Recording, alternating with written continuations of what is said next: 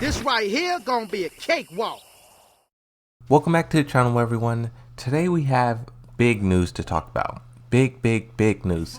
It's currently 2 a.m. right now, and I was just about to go to sleep, but something told me to see if there was an update for the ransomware hack, the Tekken 8 leaks. You know, all the things we've been discussing this week. And it turns out we got huge confirmation. Now, before I read this news article that is sourcing this, two things that I want to talk about briefly, very fast. So Multiversus is having an open beta on July 26th. I do want to mark this down in the calendar. I will be live streaming this, my first time ever playing the game. Come to the live stream on July 26th and we can all experience this game for the very first time. Look forward to that. The second thing that I want to talk about briefly is a IGN news article. The headline says, former EA CEO, devs who don't focus on microtransactions are the biggest fucking idiots. And this statement kind of just shows how game developers nowadays feel. The paragraph that sums up this whole thing says, former EA CEO John has spoken up about microtransactions in video games, saying while those who avoid implementing monetization early on in the creative process are some of the most beautiful and pure, brilliant people, they're also some of the biggest fucking idiots.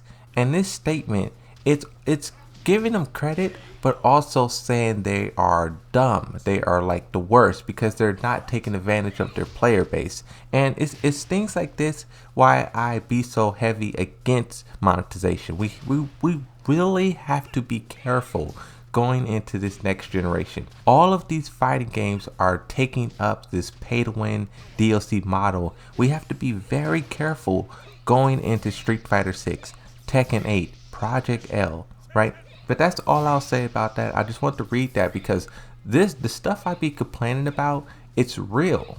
It's real. These developers live and die by greedy monetization practices. But now talking about this Tekken 8 update, I'm just going to read this news article. It will be my first time reading this through. The only thing I seen beforehand was the headline. Bandai Namco confirms it's been hacked and says it's investigating damage. The publisher says it's looking into potential customer information leaks. So this second little gray sentence actually could be dangerous because all of us bought Tekken 7. We all have the DLC. So who knows how much information they actually could have siphoned.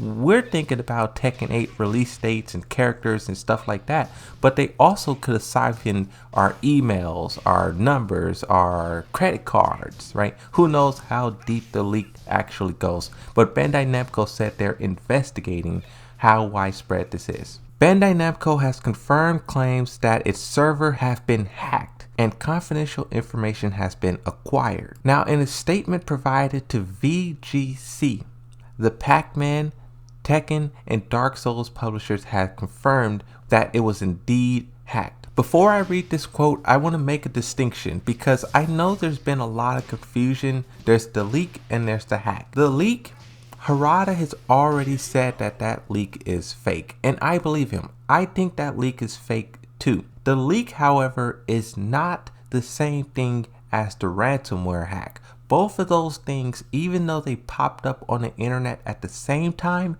they are not the same. Those two things are not related. That's why Harada can say that is fake and the logo's ugly.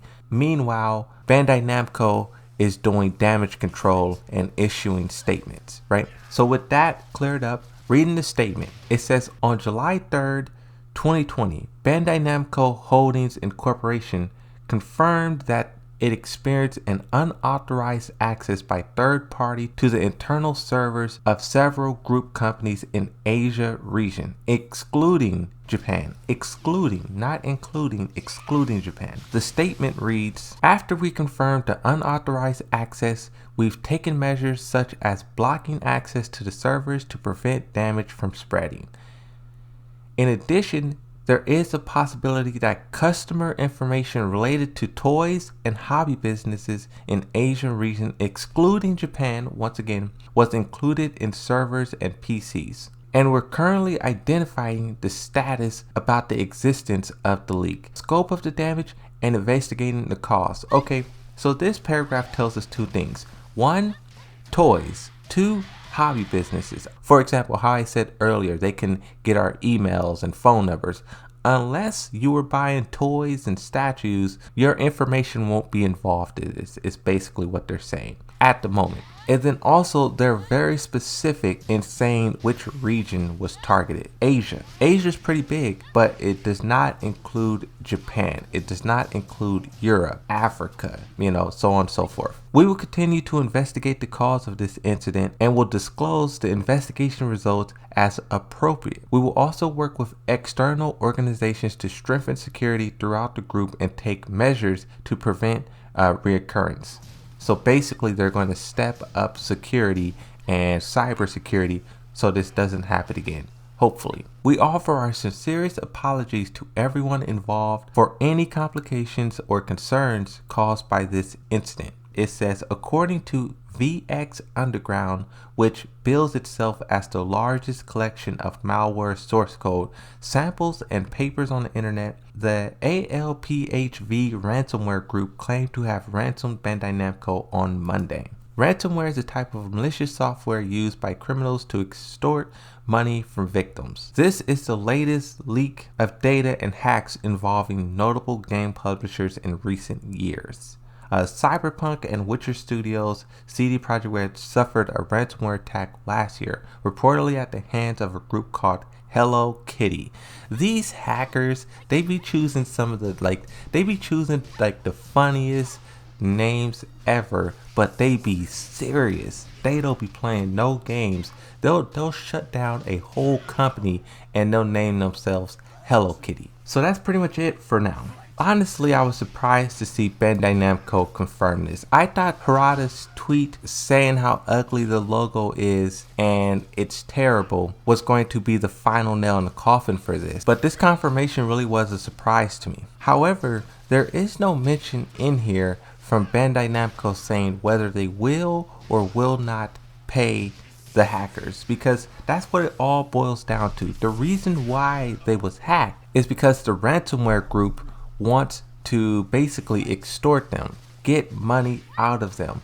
If Bandai Namco isn't willing to pay up, then they will release the information. So I know I said this already, but you have to wonder, is Bandai Namco going to pay, or are they assessing the damage and they're trying to figure out if it's worth it or not? If there's customers' information involved, it would be very negligible for them not to. It's like you gotta own up to it if your customers are affected. But if it's just like toy designs or Tekken 8 stuff, Dragon Ball Z stuff, if it's only company information, maybe even then they would still pay, but they're not really, I would say, obligated to. I found a news article that listed the top 5 biggest payouts from ransomware attacks. CWT Global, $4.5 million. This was July 2020. The Colonial Pipeline, $4.4 million, May 2021. I actually remembered this. This shut down like a whole entire city, and they kind of had to pay because people were going without water, without power. It was crazy. Number 3, Brent Tag, $4.4 million, also in May 2021. TravelX, $2.3 million, New Year's Eve 2019. University of California at San Francisco, $1.14 million in June 2020. I don't know if Bandai Namco will be paying these kind of numbers because these are the highest, but also the top 5 is all within the past 2 years. So this shows that these attacks are increasing, but also it shows that these companies are paying. I have another screenshot in here. This one's pretty interesting. So usually when people start talking about hacks and things like that, people always wonder, will the FBI get involved? Bandai Namco, especially Asia region, they're not really going to be dealing with the FBI, maybe the CIA, but from FBI.gov, it says the FBI does not support paying ransoms in response to ransomware attack. Paying a ransom doesn't guarantee you or your organization will get any data back. it also encourages predators to target more victims and offers an incentive for others to get involved in this type of illegal activity. That's the thing. The more companies that pay these big bounties, the more companies that will also be affected.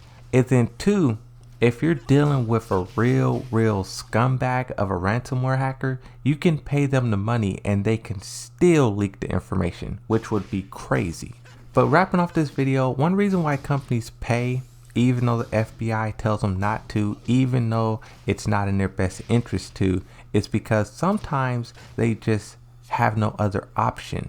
These hackers are very good and very tricky, and they don't give you time to figure out everything and to work through all. No, they want their money right now. And it's like you either have to pay up or it's over. And when it's like gaming companies and things like that, it's easier. There's wiggle room. But when it's like pipelines or like power companies or, you know, real crucial resources, that's when they really pay up fast. So we'll see what Bandai Namco end up doing. Will they pay? Will they not pay?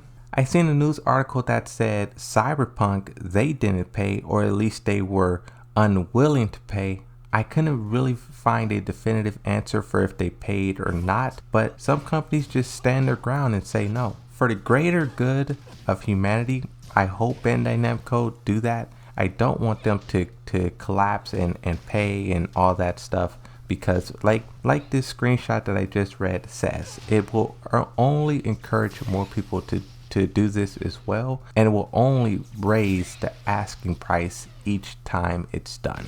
I will give an update as soon as something else arrives, but as of yet, this is it. I just want to do a follow-up because this is huge. The hack is real. But that's going to be it for this one. Check out some of the other videos that I made. I've been uploading a lot this week. Like I said, thank you to everyone who's been subscribing, commenting, liking. I appreciate all of it. That's going to be it for this one. I'll see you guys next time, and bye-bye.